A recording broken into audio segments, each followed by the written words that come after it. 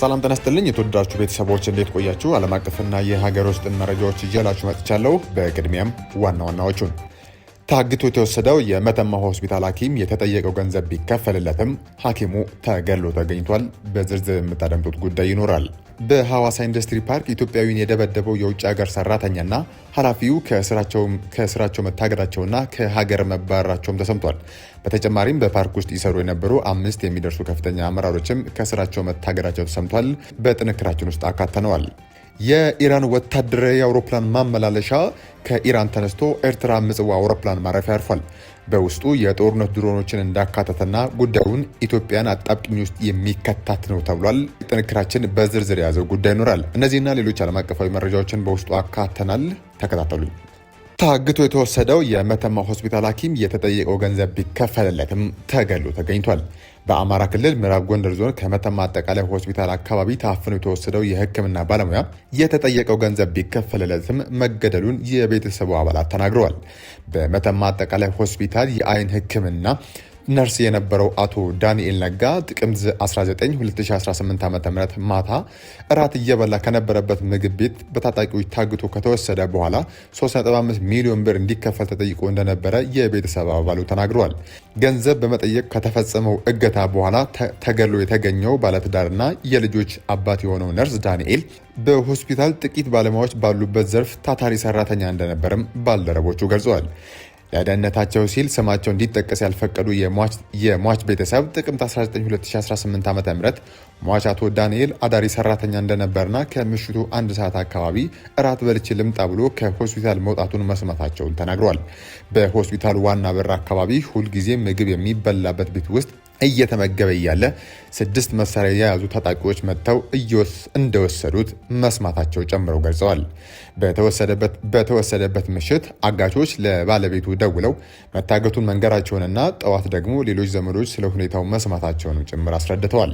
አጋቾች ለባለቤቱ በደወሉበት ወቅት ሕይወቱን የምትፈልጉ ከሆነ 3.5 ሚሊዮን ብር አምጡ ብለው ሲጠይቁ መስማታቸውንም ጭምር ገልጸዋል። አክለውም የሟች አቶ ዳንኤል ነጋ አጋቾች የሚያናግሩት ባለቤቱንና ወንድሙን ብቻ መሆኑን ገልጸው የሚጠቀሙትም የእርሱን ስልክ ብቻ መሆኑን ጭምር አስረድተዋል። ባለቤቱ የተጠየቀችው 3.5 ሚሊዮን ብር እንደሌላ ስትናገር አጥንተን ነው የያዝነው፣ ብር አላችሁ፣ ጎንደር ቤት አላችሁ፣ ሕይወት የምትፈልጉ ከሆነ ቶሎ ክፈሉ እንዳሏትም ጭምር አስረድተዋል። በሐዋሳ ኢንዱስትሪ ፓርክ ኢትዮጵያዊን የደበደበው የውጭ ሀገር ሰራተኛና ኃላፊው ከሀገር መባረራቸው ተሰምቷል። በሐዋሳ ልዩ ኢኮኖሚ ዞን ውስጥ በተደጋጋሚ በስራ ገበታው ላይ በሰዓት አልተገኘም በሚል አንድ ኢትዮጵያዊ ሰራተኛ ላይ ድብደባ የፈጸመው የውጭ ሀገር ዜጋና ጉዳዩ ይመለከተዋል የተባለው የኩባንያው ኃላፊ ከሀገር መባረራቸው ተሰምቷል። የሐዋሳ ልዩ ኢኮኖሚ ዞን ስራ አስኪያጅ አቶ ማቴዎስ አሸናፊ እንደተናገሩት ከስራ ሁኔታ ጋር በተገናኘ በተከሰተ አለመግባባት የውጭ ዜጋ የሆነ ሰራተኛ አንድ ኢትዮጵያዊ ላይ በፈጸመው አካላዊ ጥቃት እርምጃ ተወስዷል ሲሉ ገልጸዋል። ክስተቱን የሚያሳይ ተንቀሳቃሽ ምስል በማህበራዊ ሚዲያ ላይ መጋራቱን ተከትሎ ጥያቄና ቁጣ የተፈጠረ ሲሆን የኢንዱስትሪ ፓርኮች ልማት ኮርፖሬሽን ድርጊቱ ተቀባይነት የሌለውና አስፈላጊውን እርምጃ እንዲወሰድ እንደሚያደርግም ገልጾ እንደነበር ይታወሳል። በተለያዩ ጊዜያት በአንድ የኢንዱስትሪ ፓርክ ውስጥ የሚገኙ የኃላፊና የስራ መሪ የሆኑ የውጭ ዜጎች በኢትዮጵያውያን ሰራተኞች ላይ አካላዊና ስነ ልቦናዊ ጫና እንዲሁም ጥቃቶችን እንደሚፈጽሙ ሲሰማ ቆይቷል።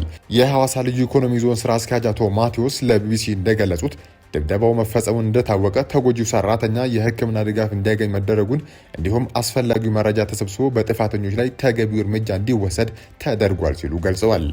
የኢንዱስትሪ ፓርኮችን የሚያስተዳድረው ኮርፖሬሽኑ እርምጃውን ተከትሎ ባወጣው መግለጫ ጥቃት ከፈጸመው የውጭ ሀገር ዜጋና ኃላፊው በተጨማሪም ችግሩ ከደረሰበት ደረጃ ላይ ከመድረሱ በፊት አስፈላጊ እርምጃ አልወሰዱም የተባሉ የኩባንያው 5 ኃላፊዎች ላይም እርምጃ መወሰዱን አስታውቀዋል።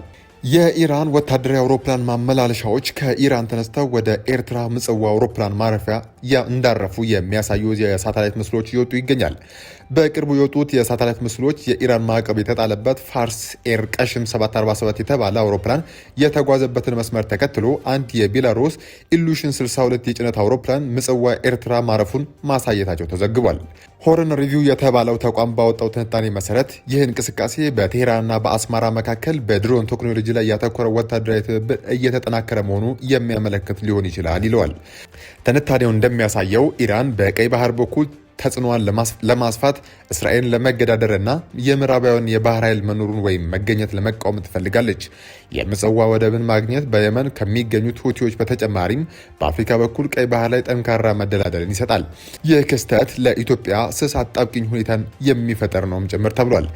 ምክንያቱም ኢራን ከአዲስ አበባ ጋር ዲፕሎማሲያዊ ወዳጅነት እያሳየች፣ በሌላ በኩል ደግሞ የኢትዮጵያ ዋነኛ ቀጠናዊ ተቀናቃኝ ከሆነችው አስመራ ጋር የመከላከያ ትብብሯን እያጠናከረች በመሆኑ ነው። የሰሜን ድንበር ስጋት የተራቀቁ የኢራን ድሮኖች፣ የሚሳይል ቴክኖሎጂዎች ወይም የክትትል ስርዓቶች ወደ ኤርትራ ጦር ከገቡ በቀጠናው ያለው ስስ የጸጥታ ሚዛን በቀጥታ ያዛባልም ተብሏል። ይህ የአስመራ ስትራቴጂካዊ ቢተኝነት በማበረታታት በኢትዮጵያ ሰሜናዊ ድንበር ላይ ቀጥተኛ ስጋት ይፈጥራልም ተብሏል። የባህር በር ፍላጎት ማወክ ኢትዮጵያ በቀጠናዊ ትብብር የባህር በር መዳረሻ ለማግኘት በምትሰራበት ወቅት ኤርትራ የባህር ዳርቻዋን ለኢራን ወይም ማዕቀብ ለተጣለባቸው ወታደራዊ እንቅስቃሴዎች ማዕከል ካደረገች ዓለም አቀፍ ክትትልና ወታደራዊነትን ትስባለች። ይህ ደግሞ የኢትዮጵያን የተረጋጋ የቀይ ባህር መዳረሻ ፍላጎት የበለጠ አስቸጋሪና ፖለቲካዊ ውድ ያደርገዋልም ሲል ይገልጸዋል። ሌላው መላምንት ጭነቱ ከቴህራን ተነስቶ ምጽዋ እንደ ማስተላለፊያ በመጠቀም በሱዳን ላለው የጀኔራል አልቡርሃን ጦር ወይም የኤስኤኤፍ የሚቀርብ ሊሆን ይችላልም የሚል ነው። ይህ ከተረጋገጠ ግጭቱን በኢትዮጵያ ሱዳን ድንበር አቅራቢያ የበለጠ ዓለም አቀፋዊ ያደርጓል። የሱዳን ፈጥኖ ደራሽ ኃይል ወይም አርኤስኤፍ መሪ ሄምቲ ለኤስኤኤፍ ድጋፍ የሚያደርጉ ማንኛውንም መስመር ምጽዋን ጨምሮ ኢላማ እንደሚያደርግ ማስጠንቀቁ ባለፈው ሳምንት ይታወሳል። በሰሜናዊ ድንበር የተቀናጀ የአየር መከላከያ ስርዓቶችን በተለይም የኤሌክትሮኒክስ ጦርነትና ጃምሮችም ጨምሯል።